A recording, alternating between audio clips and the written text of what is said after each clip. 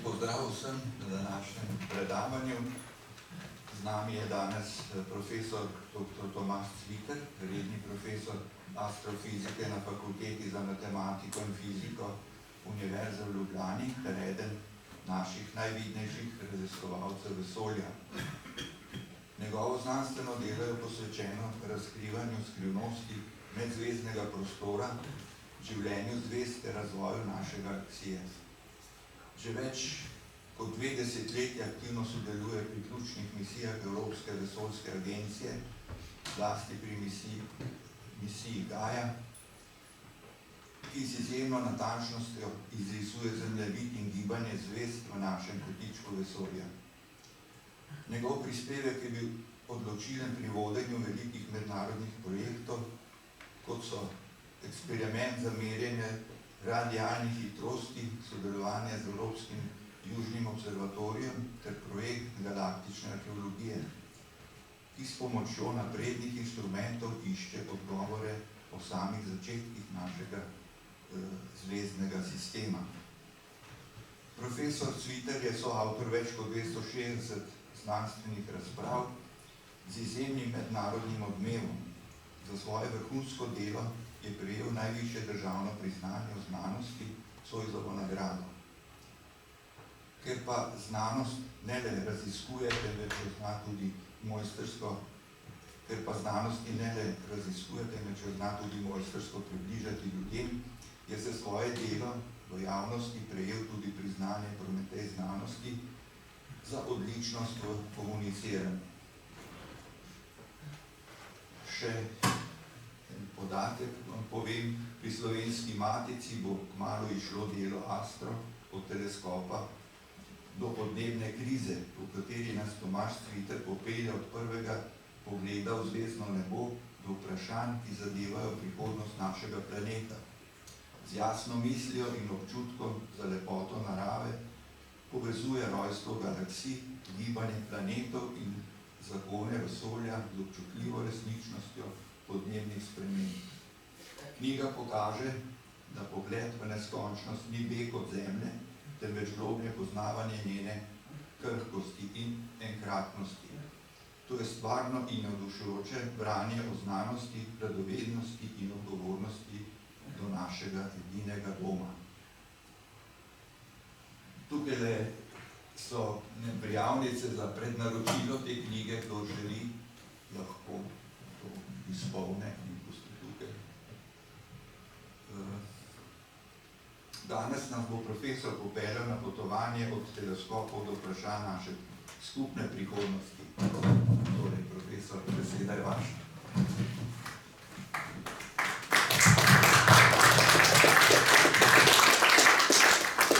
Najlepša hvala. Po takem uvodu je človeku kar nerodno, ampak bomo skušali upravičiti pričakovanja.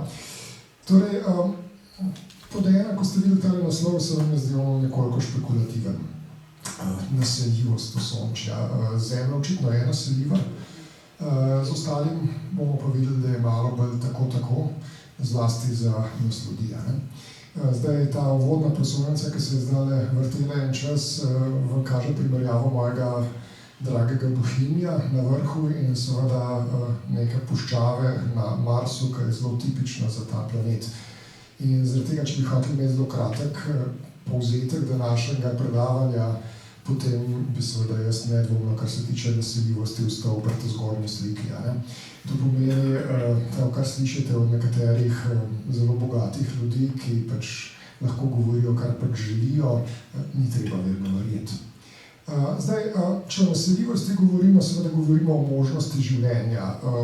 Povsem jasno in škoda besed bi bilo, da se na nekaterih planetih in lunah v našem Osončju, recimo, kakšne imajo tudi zanimiva imena, naprimer ena Jupiterova luna je ime Evropa, tam gospa von Leyen ne bo dobila novih Evropejcev, o tem ni nobenega dvoma.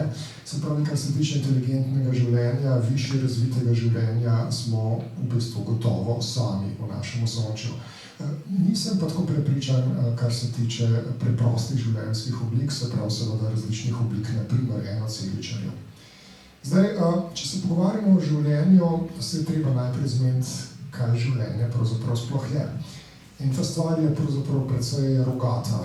Namreč, če bi koga vprašal, kaj je to voda, potem se lahko spomnite. Saj jaz sem se v osnovni šoli učil tisto znano zgodbico, voda je tekočina brez vonja in okusa, ali kako že gre, ne?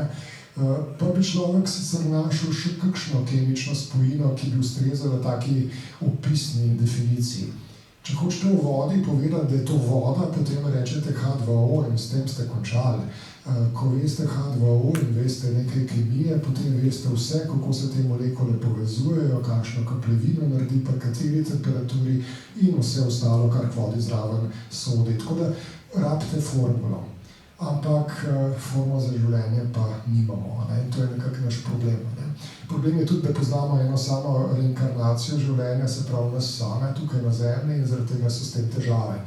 Zdaj mogoče je taka relativno v redu definicija, ki ni čist samo opisna, je od spodbuduje Carl Sagan, pa je pravzaprav nekako uradno tudi definicija od nas, ki pravi, življenje je samo vzdržen kemijski sistem, ki je sposoben darwinske evolucije.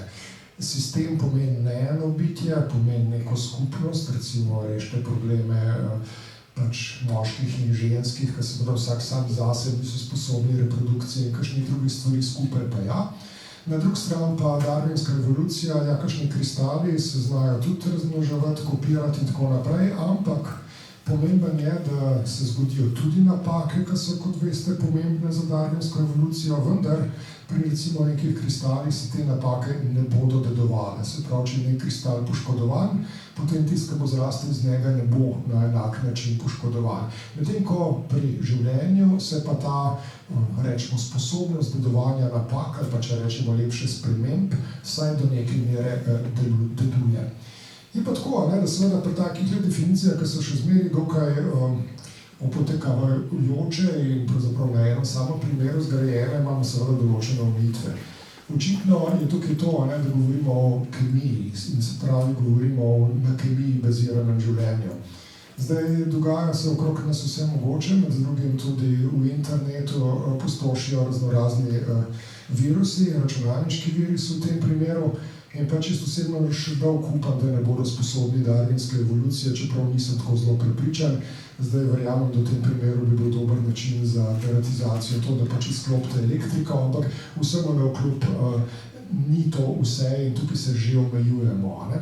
In zavedati se moramo tudi, da seveda darwinska evolucija nas kot ljudi, na primer, pravzaprav ne določa več v popolnosti v zadnjem času. Sposobni smo poseganja v genom naš, pa drugih živih bitij, marsikaj delamo zelo načrtovano, ne s poskušanjem naključnim, kot to dela narava.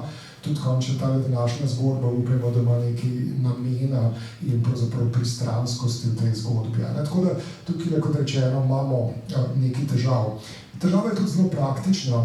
Če bi hoteli na nekem drugem telesu, drugem planetu, drugi luni odkriti torej življenje, ki bi ustrezalo tem definiciji, bi imel pravzaprav zelo težko nalogo, kako za Boga naj jaz potrdim, da je ta kemijski sistem sposoben darwinske evolucije. Kar veliko rabite vedeti v tem sistemu in ga kar dolgo najbrž opazovati, da boste to lahko potrdili.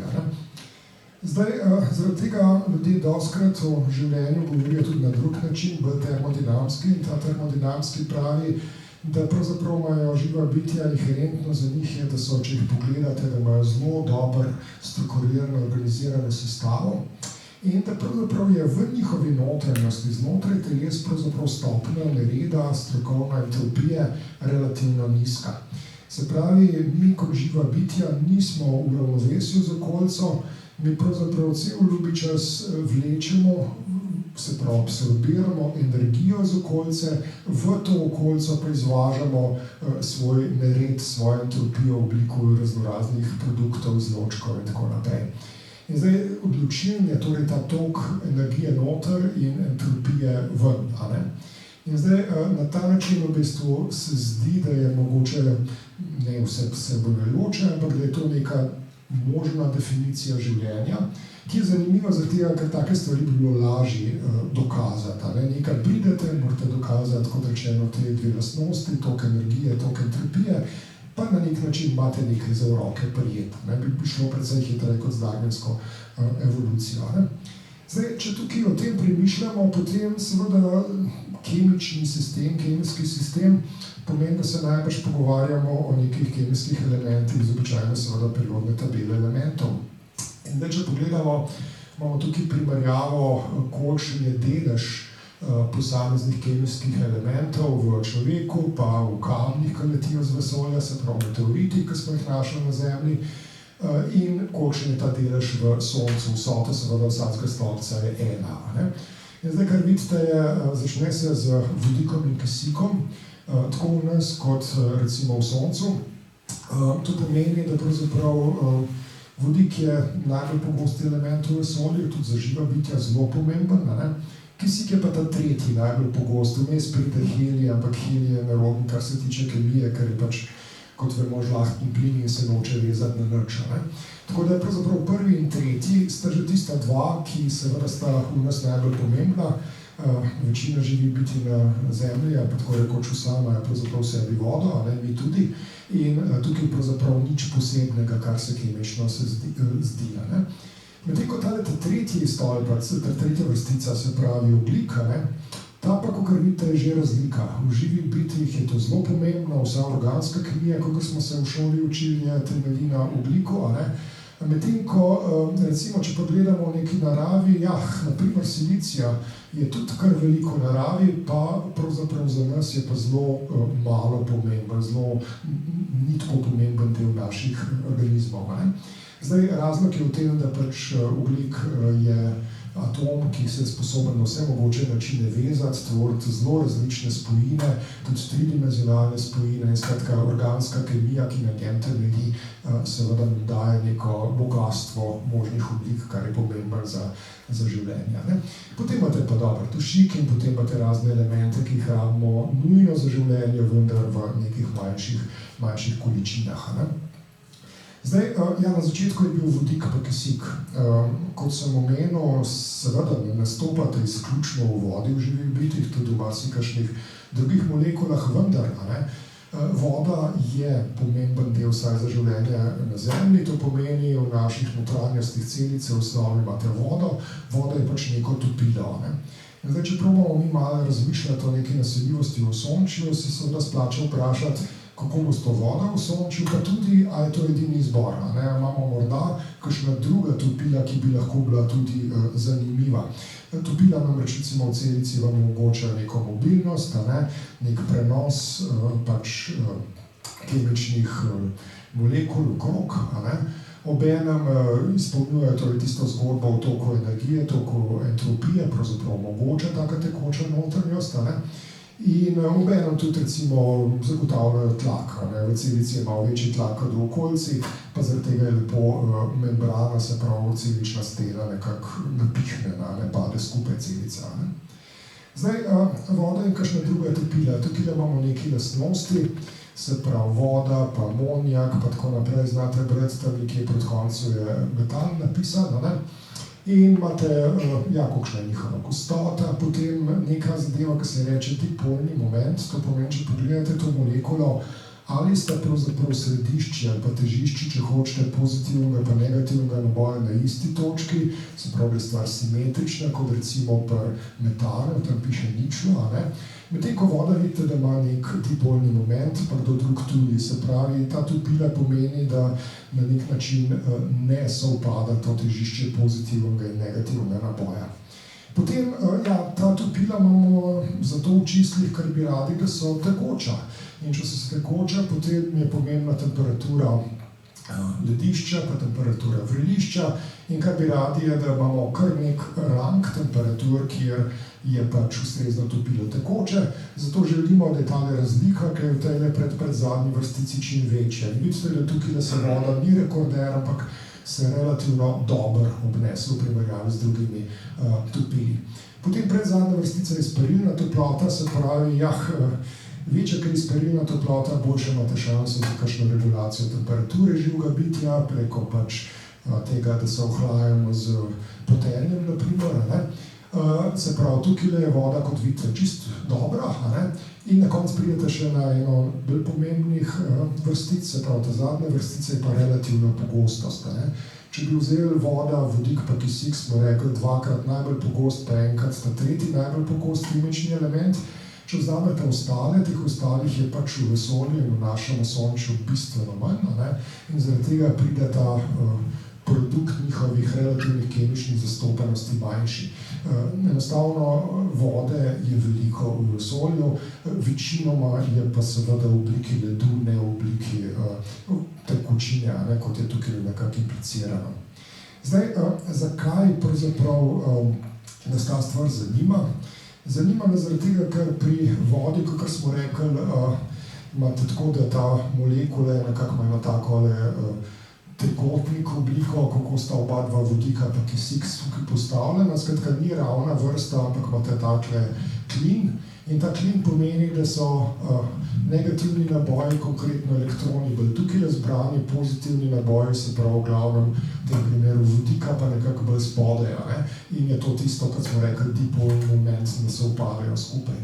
To je nekako bistveno. Zakaj je bistveno? Zaradi tega, ker pomeni, da imate lahko neko pač rečemo molekulo, v tem primeru naprimer neke fosfolipide, neke oblike maščob pač, ki imajo to lastnost, da imajo pravzaprav dva konca, eden mrad vodo, ravno zaradi teh nabojev, drug je pa ne mara, en je hidrofilen, drug je pa hidrofoben. In ker je voda polarno topila, se pravi, imate v tem primeru fosfolipid zelo rad s tole svojo hidrofilno koncem gleda proti vodi, bo s svojim hidrofobnim koncem se umaknil preč od vode. Se pravi, kle gor je voda, on se takole obrne.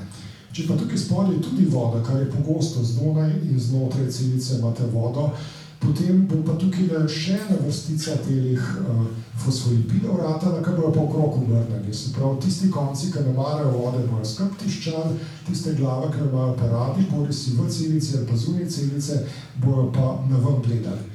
In kar ste naredili, je spontano grajenje take preproste celične membrane. In ta celična membrana se pravzaprav sama zgradi iz teh fosfolipidov, zaradi tega, ker je voda pač polarna, ker, kot rečeno, ne sovpadajo te naboji njihova težišča. Če bi imel recimo metan, potem imate tam popolnoma simetrično tiste vodike razporejene okrog ogljika in se taka stvar ne bi mogla narediti. Zdaj, to je bistveno. Bistveno je, da ima celica nek rob, da ima živo bitje nek rob, da lahko rečete, kaj je not, pa kaj je zunaj. Zakaj? Je zaradi tega, ker jaz bi rad nekaj tazga zelo nenavadnega počeljal. Energijo bi noter vozil v živo bitje in nered bi rad izvažal ven. In zdaj, če ne vem, kaj je znotraj, pa kaj je zunaj, potem to nekako ne bo šlo. In tukaj imate možnost take spontane, preproste gradne meja, gradne torej teh celičnih membran. Zdaj, nasplošno, če malo razširimo to našo zgodbo, črpamo seveda iz tistega primera, ki ga poznamo, se pravi iz življenja na Zemlji, se lahko vprašamo, katere kemijske vezi so pomembne za življenje.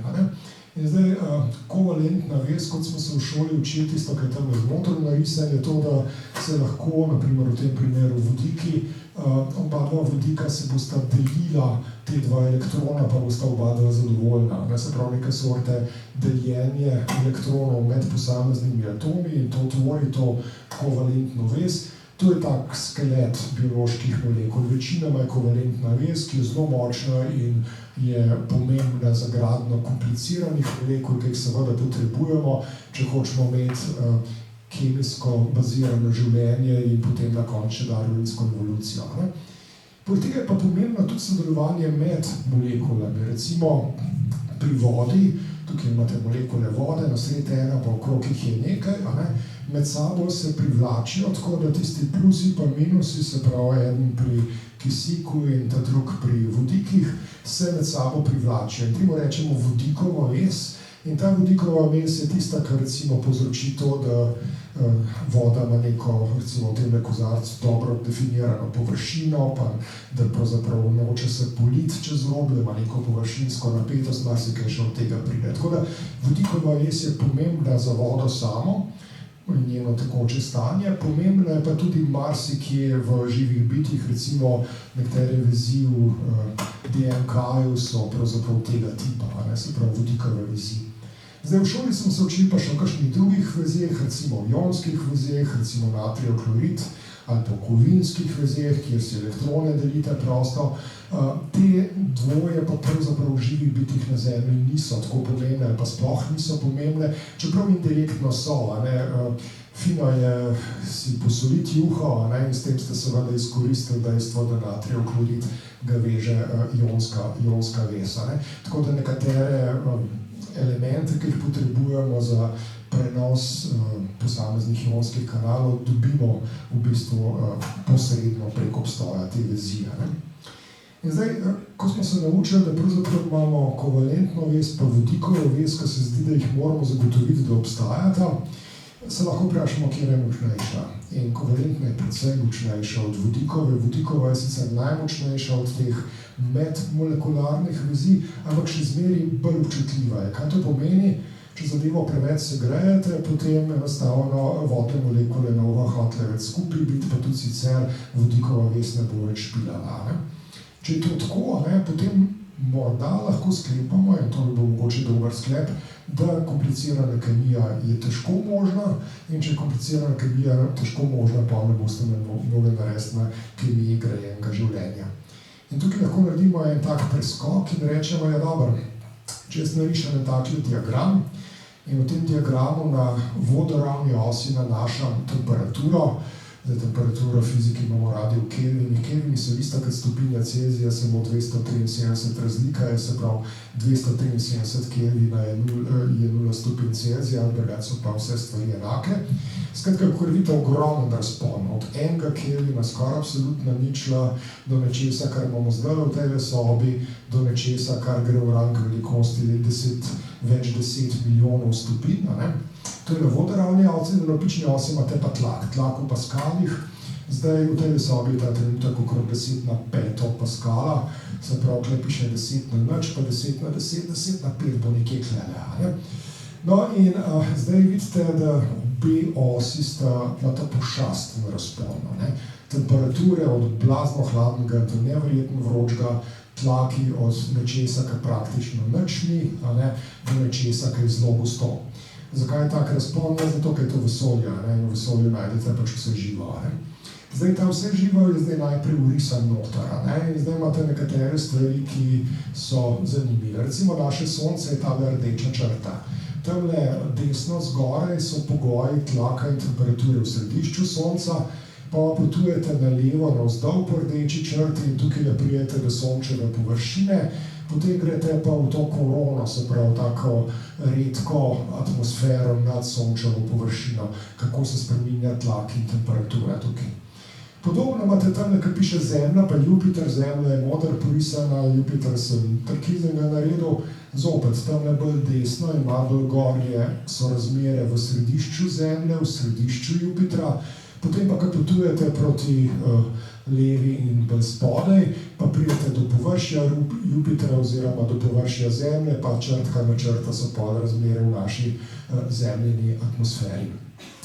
Zdaj, poleg zvezd, ki jih tukaj predstavlja Sonce, pa planetov in lun, ki jih predstavljata Zemlja pa Jupiter, imamo pa še tukaj spodaj eno območje različnih temperatur, ampak vedno zelo, zelo, zelo nizkih tlakov, kar pomeni zelo nizkih gostot. To je snov v prostoru med zvezdami, medzvezdna slov.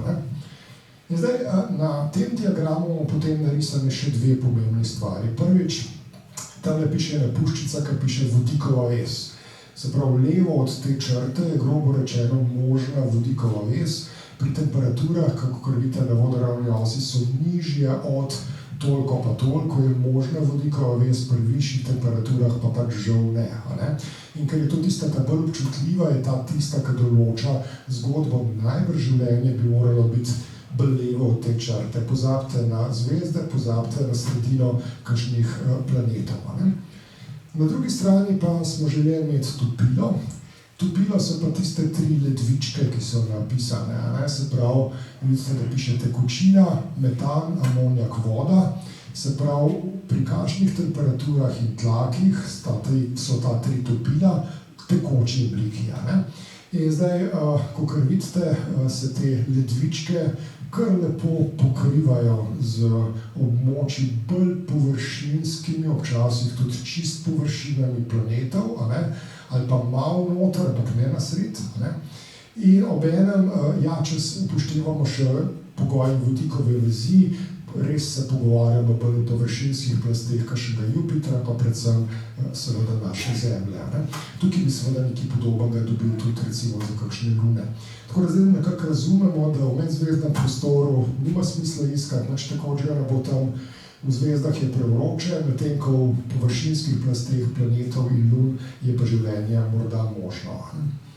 Zdaj, pogovarjamo se o našem Osončju. Če se pogovarjamo o našem Osončju, seveda začnimo najprej s tistim, kar imamo. In imamo tamle na desni 4 orjaške planete, se pravi Jupiter, Saturn, Uran pa Neptun.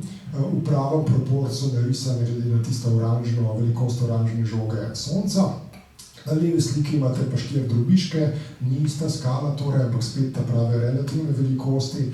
4 kamnitih planetov, se pravi Merkur, Venera, Zemlja in Mars, spet prave medsebojne velikosti. In zdaj, če se vprašamo, kje boste našli te pogoje, je zdaj prvo vprašanje temperature. Se pravi, kje je prav toplo, da boste lahko imeli kaj tekočega in da ne bo tako vroče, da vodikova vez ne bi preživela. In tukaj imate en tak relativno preprost koncept, zdaj, kadar povabite fizika na predavanje, kazen sledi, in ta kazen je ena formula, obljubim, da bo edina danes, ki pravzaprav pravi naslednje. Če bi lahko na enostaven način ovrednotil, kako vroče bo na nekem telesu, v našem Osončju, potem ugotovimo, da Sonce seva toliko in toliko vatov, to je sev Sonca, da se na poti do našega planeta ta stvar razreči, pač moč na neko površino, ki je 4π radi te krogle na kvadrat. Se pravi, tisto, kar je tiste prvi ulomk v prvi vrstici, je gostota svetlobnega toka ob Zemlji. Potem tiste oklepaj pravi, da k gretju Zemlje, zanima me temperatura, koliko jo Sonce torej greje, prispeva tisto, kar Zemlja pač ne odbija, in da absorbira za svojim presekom, se pravi spi radi Zemlje na kvadrat to svetlobo. Kar ste zdaj na levi torej dobili, je koliko vatov, koliko moči Zemlja dejansko absorbira, in če ne bi nič naredila na to temo, bi seveda se že zjutraj znašli v savni, se pravi, zelo bi se temperatura višala. No in naša predpostavka je, da toliko kot Zemlja dobi od Sonca, tudi oddaja v prostor. In zdaj bomo zelo preprosto bomo rekli, Zemlja pa površina krogle s pol-MRMR je 4πr kvadrat, pa tamle je neka konstanta, ki jo je pogruntal in se imenuje po gospodu Štefanu. Potem imate pa četrto potenco temperature Zemlje. Se pravi, tale temperatura, tako zvana ravnovesna temperatura, je preprosta ocena, ki pravi, če neko telo toliko sprejme, kakor od Sonca, kot potem tudi da v prostor, bo imelo tako in tako ravnovesno temperaturo. Zdaj, pri tej zgodbi, ko smo tole okrog obrnili v drugo vrstico, se vidite, da se je izgubila velikost Zemlje. To je logično, če je Zemlja večja, bo več svetlobe Sonca prestregla, ampak bo tudi imela večjo površino ustrezno. Skratka, to se pokrajša, z drugimi besedami. Astronavti na vesoljskem sprehodu imajo podobno temperaturo kot Zemlja, kljub temu, da so očitno precej manjši. Tako da to vidimo tudi to, da stvar je odvisna v osnovi, tole so številke, te se malo spreminjajo po Sončju, pa ne preveč, to so same konstante, tale je pa pomembna je, koliko ste daleč. Če je temperatura, če ste recimo dlje 4-krat, kvadratni koren pomeni, da bo temperatura 2-krat nižja, kar se ne sliši zelo hudo, ampak je hudo zaradi tega, ker je to temperatura v kelvinih. In temperatura recimo 400 kelvinov, pa temperatura 200 kelvinov, to je čisto druga zgodba, ker je treba tistih 273 zmer odštevati. 400 pomeni kakšne 127 stopinj Celzija, skratka jako vroče, medtem ko 200 kelvinov pomeni pa -73 stopinj Celzija, se pravi kar tapnito zebe. Zdaj, če pogledamo, kakšne rezultate na osnovi te preproste predpostavke dobimo, je to tista označena, ta zadnja kolona, ravnovesna temperatura. In vidite, da so številke različne, ne, za nek Merkur, ki je v prvi vrstici 164 stopinj Celzija, potem pa Venera -44, Zemlja -19, Mars -57, pa je pa povsod tako nizko, da me niti ne zanima. Če pogledate priklikave planete, tale bi še nekako šel, to je Ceres, vsi ostali so tako globoko dol, da je dejansko temperatura izredno nizka. Ne. Iz tega sledi, da pravzaprav človek najprej začne obupavati. Rekel bi, če je tole kaj vredno, potem ne bom našel nobenega tekočega topila, razen morebiti tukaj glih na Zemlji, kaj podobnega, in je povsod pravzaprav kar hladno, oziroma na Merkurju se zdi prevroče. Ampak tukaj seveda je nekaj stvari skritih, ki sem jih pod preprogo pometel in je prav, da pogledam, kaj je tam za ene smeti so se našle. Ena zadeva, kaj je, da sem tukaj pravzaprav rekel, koliko je prejme, toliko tudi odda ustrezen planet. In ta stvar ni čist vedno res. Recimo, če vzamemo naš Jupiter, pa podoben je tudi s Saturnom, pa Neptunom, potem se bo zgodilo, da je njihova temperatura, ki jo enostavno zmerite, kar nekaj višja od tega, kar bi dobili po tej oceni. In je torej, se zdi, da morajo imeti ti planeti nek notranji vir toplote, notranji vir energije, ki ne prihaja od Sonca. Zdaj, ta toplota se prenaša naven s konvekcijo, zato vsi ti planeti imajo take konvektivne atmosfere, močno tudi veter piha, vse to poganja ta prenos toplote od znotraj, ki pa zaenkrat seveda še ne vemo, kaj bi ta stvar bila. Zdi se sicer malo 30 stopinj razlike, ampak ja, je zelo signifikantna razlika. Jupiter več kot 2-krat toliko svetlobe seva v prostor, kot jo dejansko absorbira Sonce, se pravi, to ni za zanemariti. In zdaj ena ideja, ki jo recimo doskrat študentom pokažem, je, da rečem, ja dobro, vsi imamo kakšne radioaktivne izotope, ki razpadejo, čisto navadna seveda naravna radioaktivnost. Iščeš seveda take izotope, ki so preživeli, kakor je Sonče že staro, Sonče je staro 4,6 milijarde let. Če bi neka stvar v 100 letih razpadla, ni zanimiva, zaradi tega, ker jo pač ne bo nič več. In priješ v glavnem na tele izotope, se pravi kalij, pa tja do urana. In ugotovite, kolikšnem času ga ostane pol v milijardah let, skratka so atraktivni potem, da gre tole počas, in tukaj koliko na kilogram dobite v vato. In zdaj, če tole zračunate in predpostavite, kar je očitno narobe, ampak rečemo zgornja meja, da bi bil Jupiter cel iz skal, ki očitno ni, očitno iz plina, ugotovite, da še zmeraj manjka nekaj 10-krat premalo sproščene toplote, se pravi, radioaktivni razpadi niso. Zdaj, ta druga stvar, ki jo ne bom šel speljevati, enač bi bilo dovolj, ampak samo povem rezultat, bi bila, da je varianta, da se bi Jupiter in drugi ti plinasti planeti počasi krčili.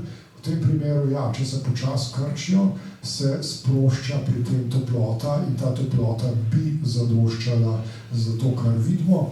Zgodba je samo takšna, da je to krčenje tako počasno, da ga je popolnoma nemogoče izmeriti.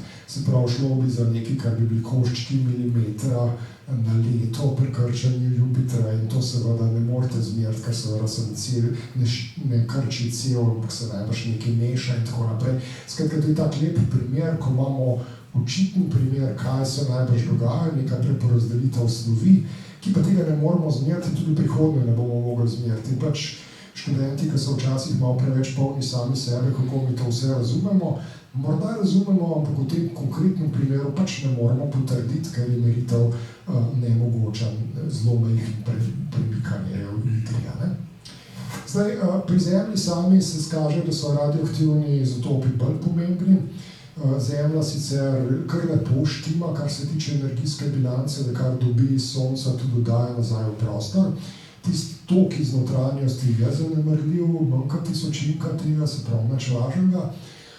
Ampak vsemu navkljub notranjost Zemlje je vroča, da neki vulkani ponekod bruhajo, in posledično, če je relativno vroča, mora nekdo to vzdrževati, in pri Zemlji se skaže, da je približno pol-pol. Se pravi, V resnici je Zemljina notranjost, naprimer zunanje jedro, tekoče zato, ker je tako že od nastanka, se pravi, se preprosto Zemlja še ni ohladila, bi se pa bolj ohladila, če ne bi to ohlajanje zavirali razpadi radioaktivnih izotopov. Se pravi, približno pol je prispevek enega in drugega. Skratka, na nek način še zmeraj imamo, rečemo temu, mlad planet. Ne?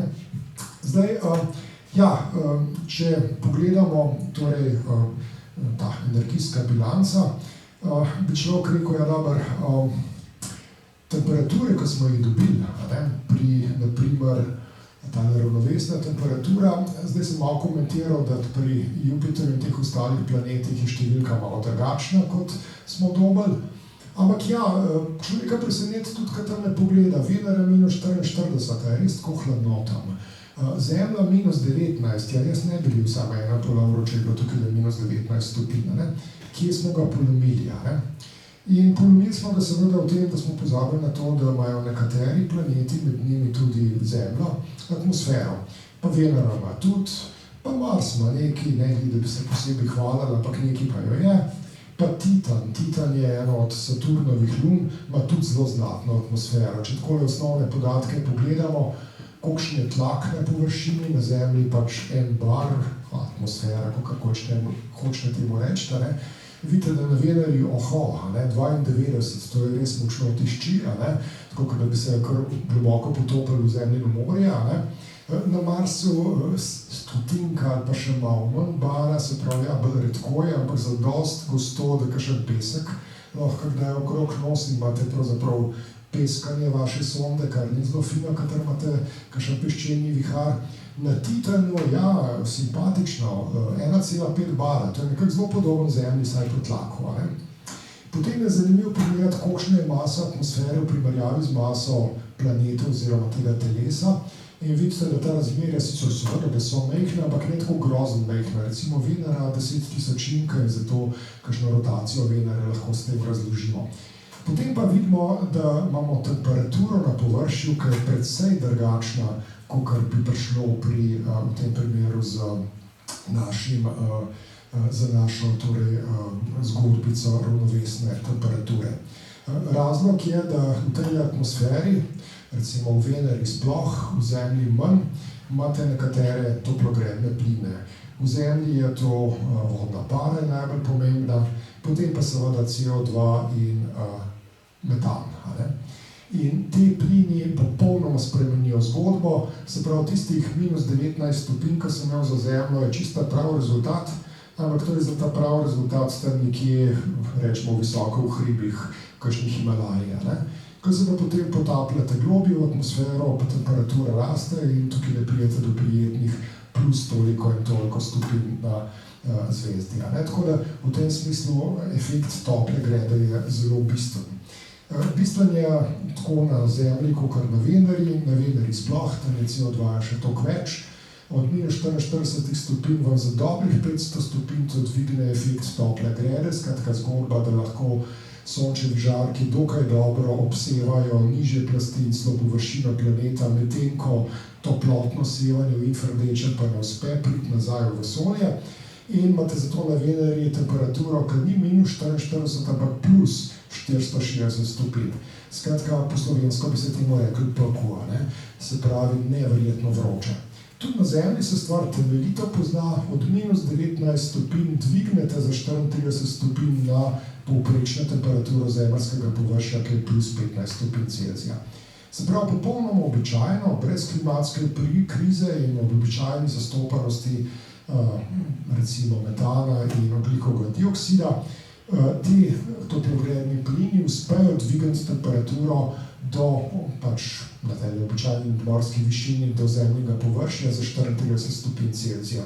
In tukaj seveda imate eno nerodnost, običajno boste slišali, klimatske spremembe, to jaz nič ne verjamem, tiste tisočinke pa 10 tisočinke nič ne prinesejo. Prinesejo 34 stopinj. Zelo zoprno bi pa bilo, da bi jih prinesli 38. ker potem bi se pač čisto preprosto zaradi teh 10% razlike zgodilo to, da bi bilo 4 stopinje toplej. 4 stopinje toplej pa pomeni čisto drugačne nevihte, kot smo jih imeli v zadnjih 24 urah. Skratka, znatno gretje seveda ekvatorialnih predelov in tako naprej. Vsi vemo, kakšne težave lahko pridejo. Tukaj imate potem iz ledu na Antarktiki in deloma na Grenlandiji vam potegnjene zastopanosti ogljikovega dioksida in metana. Kakor vidite, tam prav na desni smo zdaj, tukaj imate pa potem leta tja do 800 tisoč let nazaj. In kar gotovite je, da se te zastopanosti sicer skozi navdušeno skačejo gor pa dol, se spreminjajo. Tukaj, kakor vidite, imate zdaj nekako zodmirano samo zadnjih 1000 let. In ja, stvar je, smo zunaj ledene dobe, kar lepo, še kar stabilna, pa vup gor, se jim zopet vup gor odnese. In zdaj, če pogledate nazaj, še nikoli ni bilo toliko v zadnjih 800 tisoč letih. Se pravi, kaj se trenutno dogaja, je, da imamo neko popolnoma divergentno rast CO2 in metana, seveda posledica ljudi, se pravi stvar natanko tudi po številki štima potem, koliko smo spustili fosilnih goriv v ozračje. In posledično, delamo nekaj, kar Zemlja vsaj zadnjih 800 tisoč let ni doživela. Zdaj, Zemlja se ne sekira. Življenje se ne sekira. Zakaj ne? Zemlja je bila že bolj vroča, pa bolj hladna tudi, noben problem. Življenje, bomo imeli pa še kakšno masovno izumrtje. So že bila in še bodo. Ampak mi kot ljudje pa seveda nismo nič takega še skupaj preživeli. In se resno bojim tudi, da ne bomo. In posledična težava je kar lepo za nas. Se pravi, narava bo že imela kakšno masovno izumrtje, ampak ga bo preživela, pa bo potem morda bolj vesela, ker ne bo tistih domišljavih dvonogcev več imela na svoji površju. Ampak vsemu navkljub treba se zavedati, kako resen je pravzaprav ta problem. Če hočete, tukaj pa se bom upravičil Jožetu, da sem tole seveda veselo ukradel z meteorološkega zavoda, kar je sicer dovoljeno, ker so to javni podatki. Sem šel za par postaj, tako čisto naivno narisati, kako se pa kaj spreminja temperatura, če povprečite temperature posameznih postaj po Sloveniji, pa kot rečem, meteorologi se boste škandalizirali, zakaj nisem tega bolj popolno naredil. Vzel sem tisto, kjer so podatki na voljo in ugotovil, da tudi če malo variiram postaje, se nič ne spremeni. Kar ugotovite je, da tele krivulje, ki so različnih barv, gor na vrh imate označen, kateri mesec je s katero barvo, se seveda spreminjajo v zadnjih desetletjih, ampak tista ravne črte istih barv so pa linearni trendi. In ti smolati, vsi so odločno gor obrnjeni, temperatura res odločno raste. V Bohinju letos nisem kidal, ker ni bilo treba. Enostavno ni več snega. Edina izjema je pa tale mesec, v katerem smo zdaj, dejansko maj, ratujejo bolj deževni in bolj hladni, kot so bili, ampak to je eden od 12 mesecev. Zdaj, toliko klimatskih sprememb, zdaj, če gremo nazaj na naseljivost, na Veneri ne bo dobro, na površju nedvomno, zaradi tega, ker temperatura 464 stopinj Celzija krši vse tiste naše zgodbe o tem, kako hladno mora biti za posamezne kemične vezi. Kaj najdete neko skalovito puščavo, tukaj imate montažo 4 posnetkov različnih sonc z imenom Venera, Sovjetske zveze, ki je pristala na površju 4-krat uspešno. Te stvari so manj publicirane, ker pač nimajo tako dobre PR službe kot nas, ampak uspeh, ampak tudi seveda sovjetska tehnologija je po kakšni uri odpovedala, zaradi tega, ker če je prevroče, je pač prevroče, ne sem le naresta. Zdaj, višje gor v Venerini atmosferi je hladneje in lahko najdete prav prijetno območje, čeprav kemično je čudno, ampak pred par leti je morda kdo od vas zasledil, da so trdili, da imajo prisotnost fosfina, to je tale kemična spojina in ta spojina saj na Zemlji nastaja z biološkimi razpadi planktona in drugih živih bitij, gnitjem po domač povedan. In zato je bila ta stvar precej zanimanja vzpodbudila. Povedati moram, da stvar ni potrjena, se pravi, dodatna preverjanja so kazala, Najprej, da so se zmotili v eni številki, potem, da so bile same meritve negotove, tako da zgodba s fosfinom je najmanj na ledu, dejansko pa pravzaprav ga ni, se pravi, nič indikacij, da je bilo kaj živega na Veneri. Potem v seveda luči zdaj navdušenja nad Luno, bi človek mislil, da kaj pa če brata lunatiki, se pravi, iti na Luno pomeni biti prebivalec Lune, temu se reče, da si lunatik, Zdaj, biti na Luni, formalno gledano, ravnovesna temperatura je zelo podobna Zemljini, saj ste praktično enako daleč od Sonca. Imate pač eno stran, kot jo imate tukaj ta levo, v umetnih barvah višine, kakor vidite, kodirajo z barvo. Imate mesta pristankov, črno so recimo Apoli, pa modro so Surveyor, rdeča so Lune, pinki so Chang'e od Kitajcev. Tole so zdaj nekatere bolj privatne pristaje, pa Indici na blizu Južnega pola, tam na skriti skrani Lune 2 kitajska pristanka zaenkrat. Ampak na Luni ni fino. Zakaj ni fino? 2 težavi imate. Povprečna temperatura že štima, ampak samo povprečna. Luna vedno gleda z isto stranjo proti Zemlji in rabi mesec, da pride okrog Zemlje. In zaradi tega, če ste vi na Luni doma, če ste torej, kot se hecamo, lunatik, imate 2 tedna sonca, pa 2 tedna teme. In kakor veste, v že 12 urah poletja se temeljito segreje tam dol na plaži. Zdaj na Luni žge sonce še neprimerno bolj, zaradi tega, ker imate nobene atmosfere in vso svetlobo dobite direkt k vam. Se pravi, neverjetno močno se čez dan greje in posledično po noči, ker je nobena atmosfera hladi. Tole so recimo meritve Lunar Reconnaissance Orbiterja, v infrardeči svetlobi pomeril temperaturo luninih tal, če koga zanima, to je 6 cm pod površjem zgornjega regolita, ampak še zmeraj površinska plast. Različne krivulje, kot je tam na desni označeno, različne kotne razdalje od ekvatorja, Zdaj je razumljivo najbolj vroče na ekvatorju, najbolj hladno na polih, ampak kar imate na vodoravni osi, so pa časi v lunarnem času, če hočete. Se pravi, lunarni čas poldne pomeni sonce imam nad glavo, sonce zahaja, sonce je popolnoma skrito, sreda noči, sonce vzhaja in sonce zopet pride gor. In seveda tale cikel ni 24 ur, ampak smo rekli, je en mesec približno. Vidite na napični osi variacija. Dopisal sem v rdeči stopinje Celzija in vidite, da pravzaprav kjerkoli ste, dobite polnoč -180 stopinj Celzija. Po dnevu pa malo odvisen, koliko ste bili z ekvatorja, ampak še napaste prav posebej, potem pa rezultat več kot 100 stopinj plusa. In tukaj je dober razlog, zakaj so astronavti Apola prišli na Luno približno nekje tukaj vedno, se pravi glih takrat, ko je sonce vzhajalo, zato, ker ne marajo, da je prevroče, pa se vam mumbutske prelepijo na skale in pa ni nič dobrega. Se pravi, kar rabite je pravzaprav, da je hladno, ker če je že dosti hladno, potem pač prižgeš radiator, pa je vse v redu. Medtem, ko če je pa vroče, je pa hudik, tisti se pa ne da rešiti, kot so bomo videli tam na Veneri. Se pravi, to je prvi problem Lune, silne variacije temperature in temu se praktično nikjer ne morete izogniti. No, formalno gledano tole je za pol, tole je pa seveda samo majhen 5 stopinj od pola, kar pomeni hladno je, če se pogovarjamo o polu. Zdaj, ampak to ni edini problem.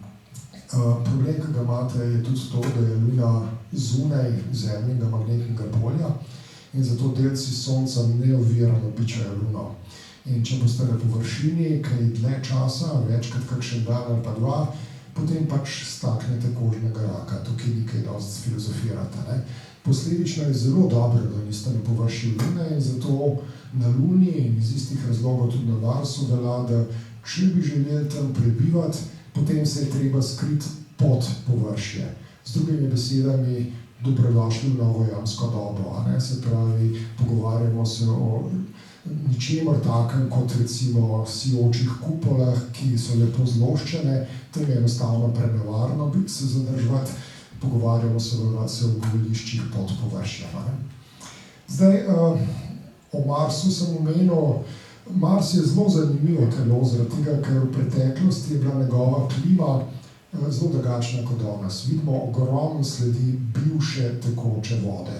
Imate reke, imate bivša jezera, imate erozijo, sledi erozije vodne, vse sorte takih stvari se zelo jasno vidijo.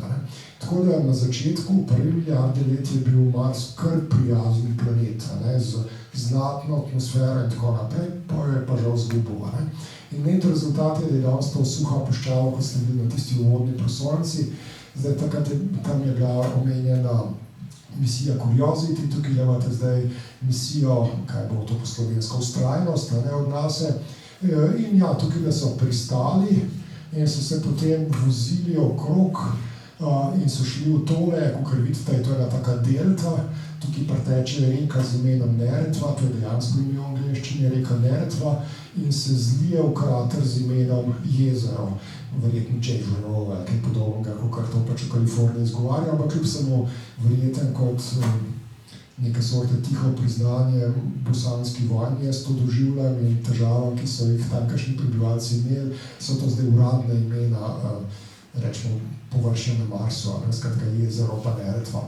In tele rdeče točke so tam, kjer so zbrali geološko zanimive vzorce, kjer bi morda potem, zdaj tam na površju ne, ker nimate zelo dobrega laboratorija, ampak če bi te vzorce pripeljali na Zemljo, lahko z analizo v zemeljskih laboratorijih, z našimi zmogljivostmi tukaj na Zemlji, potrdili, a gre za kaj fosilnega, se pravi za kakšne sledi bivšega življenja na Marsu. Zdaj, ti vzorci imajo malo slabo zgodbo, se pravi, misija zelo uspešna, rover še zmeri potuje, helikopterje letu, vse sorte se je dalo narediti. Zdi se pa, da je torej saj trenutno projekt, da se nas izkrči sredstva za 24%, da se skrči znanosti nas sredstva za 49%, in če bo šlo to čez ameriško legistraturo, potem je to najnižja stopnja financiranja od leta 1960, če revalorizirate dolarje, kar pomeni, da se bo vse ustavilo. Tukaj ta stvar je že črtana, žal se pravi, ni nobene misije, ki bo prišla, kot je bilo planirano, pobrala te vzorce iz roverja, ki jih lepo vestno sklada na svoj krov in vozi sabo in pripeljala nazaj na Zemljo, vsaj v bližnji prihodnosti ne. Zdaj, seveda, boste rekli, ja, to da se sliši nekam pesimistično, žal taka je situacija, seveda pa slišite tudi čisto drugačne novice, Recimo leta 2016 ste slišali, da bo tole Mars leta 2023, Avtor je seveda najbolj bogat Zemljan, in zakaj je to izjavil? Ja, besede nič ne stanejo, Včasih so rekli, pač piše, bo že res, Zdaj pa seveda slišim in vidim in ni nič res, Tako da v tem smislu seveda besede nič ne stanejo, ampak tudi besede, kako bomo, ne vem, kakšne stotine ljudi poslali na Mars, kako bomo tam naredili kolonijo in ne vem koga, človek bi predvsem vprašal, zakaj.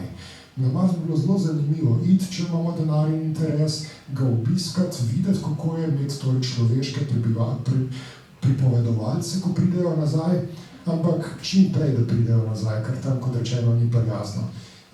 Prebivalcev tam nihče v resnici ne bi želel tam živeti, ker je dosti boljše, da ste na najbolj neprijaznem koncu na Zemlji, In zaradi tega pač na nek način je treba biti tukaj realist. Če se pogovarjamo o znanju, o razumevanju, o raziskovanju, potem ljudje pač v tem primeru ne konkuriramo s strojem, ker so bistveno cenejši in naredijo bistveno več za bistveno manj denarja. Zdaj, ja, če se pogovarjamo, če se vrnemo nekako malo širša perspektiva na obstojnost življenja, ta je tudi pomembna, kaj tiče življenja samo nastane, pa ga je potem zelo hitro konc, potem ne boste nič našli. In zdi se, da je življenje nekako zelo trdoživo, bi človek rekel. Tukaj imamo en projekt, ki sem jaz na njim absolutno fasciniran, Deep Carbon Observatory, ko so z vrtinami na različnih koncih Zemlje potrdili, da ni nič res tisto, kar smo se v šoli učili, da če greš čez tiste površinske skolovite sklade, da tam spodaj je pa vse sterilno. nič ni sterilnega. Kamorkoli greste, dokler temperatura ne gre temeljito čez 100 stopinj Celzija, najdete preproste organizme, ki tam živijo, ki imajo tam zelo počasen, ampak kljub samo obstoječ metabolizem, razmnoževanje in tako naprej. In dejansko, kot je tukaj malo uvedeno, ko pogruntate, koliko je prostornine, ki jo imate zdaj sicer redko, ampak poseljene, ugotovite, da je teh organizmov pravzaprav primerljivo kot v marsikakšnem drugem ekosistemu na Zemlji in posledično to, da pod našimi tlemi ni vse sterilno, je pa pomembno vse tja do tega, kaj se bo zgodilo s podnebno krizo, kolikšna Zemlja ima ali pa nima zmožnosti, rečemo temu, samoregeneracija. Zdaj, ta stvar je pomembna in pač spreminja neke sorte paradigmo in kaže en namig, ki seveda je samo namig, to je to, da če življenje imate in če začne se razvijati, potem ga je zelo, zelo težko uničiti. Zaradi tega, na primer, nismo popolnoma prepričani, da je Mars ta moment sterilen, na površini že, ampak ko greste pa malo noter, pa vprašanje, tam ni sevanja, tam mogoče obstajajo podobno kot v zemeljskih skladih neke možnosti za nadaljnji obstoj življenja. Življenje je seveda tudi sicer precej odporno, recimo, mogoče zabavno se mi zdi na Zemlji pokazati zgodbico okrog dinozavrov. Vsi vemo tista zgodba, kako je padel nek veliko telo velikosti dobrih 10 km na območje Jukatana. In ja, luštno je, kako se ta stvar dejansko zdaj vidi po 66 milijonih let. Kar imate tukaj narisane, so modre pikce na Jukatanu in to so tako zvane cenote. Cenote so pravzaprav take udorne jame, kraška jama, gre za kras pač, kjer se podre slap. In zdaj, ko so te, rečemo, vode pod površjem tekle, so naletele na plast, ki je bila izrazito trda in izrazito neprepustna in imate tam zato več teh jam v takem vencu. In ta venc je venc osteklenenih skal, ki so nastale takrat, ko je prišlo do tega udara in je dejansko do te širine pravzaprav, rečemo, prišlo do močnega stiskanja in posledično do te osteklenitve. In ta vzorec cenot to lepo kaže. Zdaj, če gremo kar naprej, rekli smo na Marsu morebiti v preteklosti, zdaj pa ni zelo fajn videti, kako je kaj s tekočo vodo. Na Marsu, kje kdaj mečkan, kaj špricne, kaj bi morda bilo lahko evidenca nekaj tekoče vode pod površjem. Vemo, da je nekaj vode tudi pod ledenimi pokrovi Marsa, ampak nekako najbolj vznemirljiv konc pa niso več planeti, ampak nekatere lune. Tole je recimo primer ene lune, ki je ime Enceladus, luna ob Saturnu. To je taka relativno mečkana lunca, 500 km počez od tukaj do Pariza, skratka nič posebnega, pokrita z ledom, seveda smo na razdalji Saturna, to je tako daleč od Sonca, ampak presenečenje sonda Cassini, ko je letela mimo, je videla takele gejzirje, se pravi nekaj šprica ven. In ta nekaj šprica ven so potem leteli skozi tele prsce, kar pomeni, da morate biti kar pogumni inženirji. Vi ste milijardo kilometrov preč od Zemlje, milijardo kilometrov preč, pa ste upate leteti 40 kilometrov nad površino, tako da vam neki prsca pride gore. In potem z masnim spektrometrom analizirate, kaj ste dobili, in to je tisti desni zgornji graf, ki kaže, da pravzaprav se pogovarjamo o vodi, pa tudi o organskih spojinah. Ta stvar je zanimiva, ker seveda mimogrede organske spojine sploh ne pomenijo življenje, pomenijo pa nekaj drugega.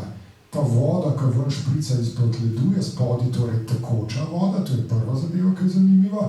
Drugič pa ta voda je pomešana z minerali, ker to so te organske spojine, se pravi spodaj v stiku s kamni. In to pomeni, da ne gre za vodo med dvema plastema ledu, ki bi si človek morebiti predstavljal, da je to taka bolj sterilno okolje, ampak spodaj je kamnito. In posledično, pogoji morda niso tako zelo drugačni kot v kakšnih globokomorskih vrelcih, ki je na Zemlji, kjer imate zanimive oblike življenja, ki jih še spoznavamo in ki so se sposobne med sabo vseliti in vse sorte, cel nov ekosistem smo pravzaprav tam našli. Bi lahko bilo, nisem rekel, da je, ampak ni nemogoče, da je. Zdaj, tako da tukaj recimo je primer take lune, ki jo drži gravitacijski vpliv Saturna in ostalih lun stalno gnete in ta gnetenje, ta plimske motnje povzročijo, da je spodaj ocean. In ta ocean ni samo ena majhna plast vode, ampak obliva celotno luno. To vemo potem, ker ko so leteli mimo, vidite posamezne udarne kraterje na površini in s tem lahko zelo dobro mapirate, kako je luna obrnjena, ko ste mimo leteli. Na drugi strani pa, ker luna ni čisto okrogla, to vpliva na tir vaše sonde, kako je torej notranjost obrnjena, pa vpliva na tir sonde. In te dve meritvi, skratka tirenca in fotografiranje površine, se naujemata. Imate spremembe orientacije, kar prinesejo okrog 0,12 stopinje, človek bi rekel, to je pa res malo. Preveč je. Preveč zato, da bi bila lahko ta stvar zataknjena in da bi imel nekje stik med kamni in spodnjim ledom, povsod okrog mora biti voda. In to pomeni, imamo v bistvu globalni ocean, ki ocenjuje, da je okrog 30 km globok pod površjem tega ledu. Zdaj, ta luna ni edina, ki je take sorte. Tam imate obkrožene pri Jupitru še 3 lune, se pravi Evropa, Ganimed pa Kalisto. Pri Evropi tudi vidimo, da se je dejansko let razpokan in da je spodaj sigurno voda. Pri Ganimedu in Kalisti to močno domnevamo in trenutno je ena nasina sonda, pa ena evropska sonda sta na poti, da boste probali to bolj podrobno raziskati. Skratka, ni edina luna Enceladka, ima nekak ocean tekoče vode pod ledenim pokrovom. Pa je pa zanimivo še tale z modro označena luna Titan. Rekel sem, to je tista, ki ima znatno atmosfero. In zdaj ta znatna atmosfera, seveda jih je zelo burkala, to je edina luna, ki ima znatno ozračje v našem osončju. In ja, tukaj spet Evropa ne zna mogoče tako dobrega PR-a imeti kot Američani. O Cassiniju in njegovem raziskovanju Encelada, ki sem prej omenil, berete povsod. Marsikdo je pa zgrešil, da najbolj oddaljeni pristanek na kakšnem vesoljskem telesu je pa naredila sonda Huygens Evropske vesoljske agencije leta 2005. Mehak pristanek na luni Titan. Lepo zabremzala z raketnimi motorji, odprla padala in mehko pristala. In tukaj imate par primerov posnetkov. Ta lev posnetek je črno-bel posnetek s kamero navzdol, med tem, ko so pristajali in ko so skozi oblake videli površje. In vidite te značilne črne srage, ki se stekajo nekam. Nekaj črno, takrat, kadar je gladka površina in nekaj bolj sivih tonov, kadar imate hrapavo površino. Ker pri gladki površini, če nimate efekta zajčka, se pravi besedno odboja na vodni površini, zgleda voda temna. In tukaj točno to vidite. Vidite torej neko tekočino, ki se steka v temle gor neko jezero. Zdaj, temperatura na Titanu je seveda bližja kot -200 stopinj Celzija in zaradi tega to ni voda, ki teče. In teče v tem primeru metan, etan. Se pravi, če se spomnite, metan pa etan marsikdo uporablja v kuhinji za kuho, ampak zato, da ga imate tekočega, ga morate imeti v jeklenki, pod visokim tlakom. Pri tlaku 1,5 bara, pa pri tako nizki temperaturi je pa kar lepo tekoča, in imate zato vreme. Skratka, zdaj ne vem, obstajajo tam meteorologi kakšni titanski, ampak dejstvo je, da dežuje, da imate metanski krog, ni vodni, ampak metanski. Zdaj, morda je tudi nekaj razelektritev, se pravi nekaj, če bi bil ekvivalent neviht, in tudi, ko so pristali ne sicer v metanu, je bilo projektirano, da bi sonda plavala, ampak pristali so na nečem suhem. Tole na desni strani je pravzaprav bi človek opisal kot poplavno ravnico, skratka ravno, na čemer so neki kosi. Ta kosi so v resnici led, vodni led, ki pa, kakor vidite, ni robat. Robat bi bil, če bi ga samo nekaj razlomilo, ampak ima zaobljene robove, se pravi, če bi bilo to kamne, bi temu v slovenščini rekli prudniki, se pravi nekaj, kar najdeš, tam, ko hudournik prinese in se je kotalil čez celotno sotesko zgore. Tudi tukaj nekaj podobnega. Skratka, občasno imate poplave tega metana in etana na tej luni. Zdaj, ali sterilno ali ne vemo, temperatura je nekam nizka, tako da na površju tlak sicer je simpatičen, očitno ima škropilo, ki mu je tokrat ime metan, ampak metabolizem bi bil zelo počasen pri tako nizkih temperaturah, tako da, kot rečeno, v osončju vedno velja pravilo, da kamorkoli letite z avtomatsko sondo, se jo večkrat, ne enkrat, večkrat razkuži, najprej na Zemlji, potem pa še po poti, zato da ne bi česa kontaminirala. Ne. Ampak, kot rečem, na Titanu najbrž ne pričakujemo nobenih novih titanovcev, oziroma tudi za življenje se zdi, da je prehladno. Ne. Zdaj, samo čisto pred koncem, če pogledamo onkraj Osončja, tukaj je takle nabor zvezd, ki so najbližje za našim Soncem. V resnici so nanizane, tole naše Sonce, potem pa zvezde, koliko svetlobnih let so več in kot tukaj piše nekatere dvojne in tako naprej. Osnovna ideja je daleč so, ne? Več let potovanja svetlobe. Svetloba je tako hitra, da pride z Lune v dobri sekundi, da pride Sonca v 500 sekundah, pa da rabi več kot 4 leta z najbližje zvezde za Soncem. In tudi ta zvezda ima planete, to zdaj vemo, 2 komada ima Proxima Centaura, tako da planeti so zelo pogosta stvar v Osončju, ne v Osončju, v vesolju.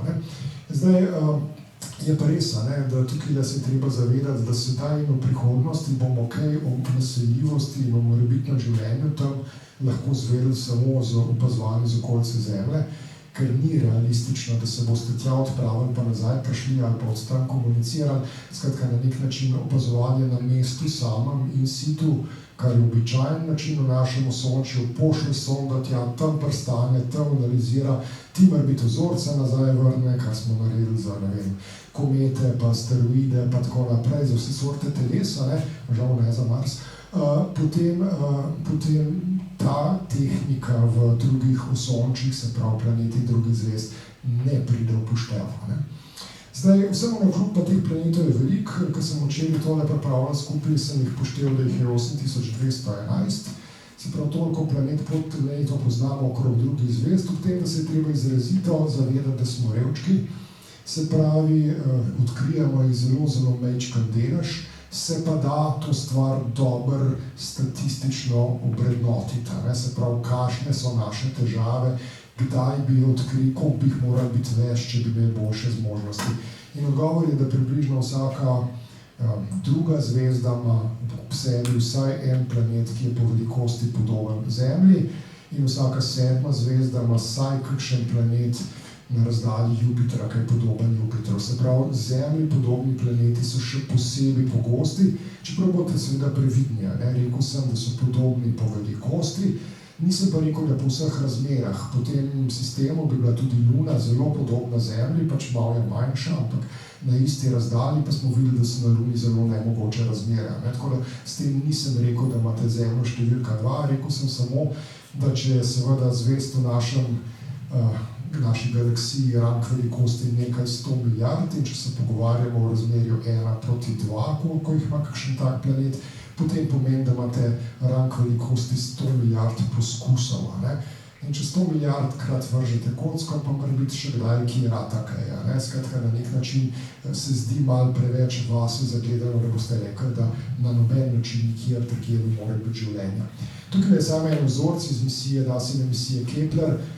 Ta je gledala tale vzorec, tole je zvezda Vega v Liri, tole je zvezda Laboda, je gledala tale območje vmes in tole so planeti, ki so jih uspeli najti. Se pravi, zakaj so v takem vzorcu, ne zato, ker ta vzorec so opazovali, drugje pa ne.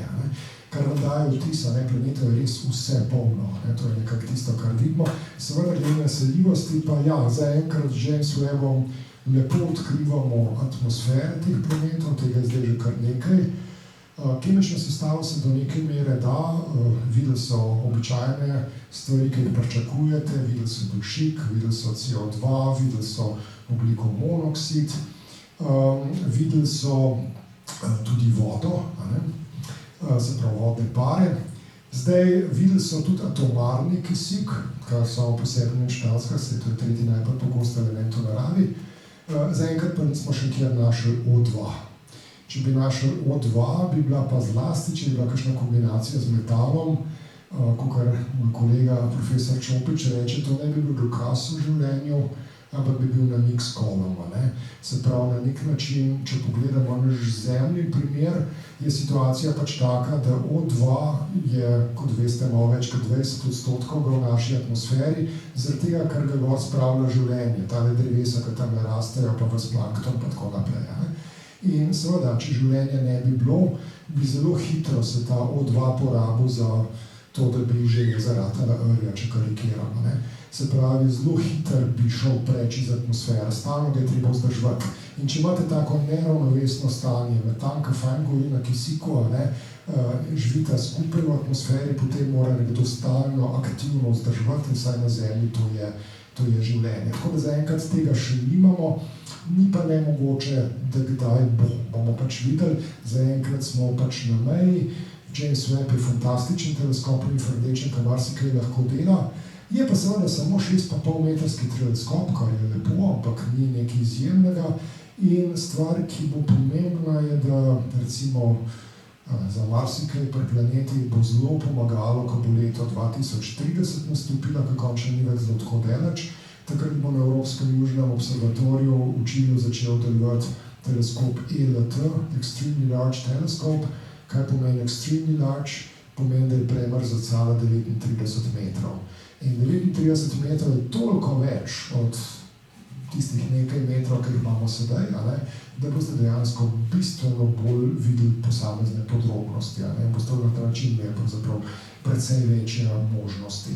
Zdaj, kaj bomo pa videli, bomo pa seveda imeli kakšno predavanje čez kakšne 10 let, če bo kaj vrata. Zdaj, tukaj nas jaz ustavljam, ker že itak predolgo govorim. Prej je bilo prijazno omenjeno kakšna knjiga od Matice bo nekako približno takole naslovnico imela.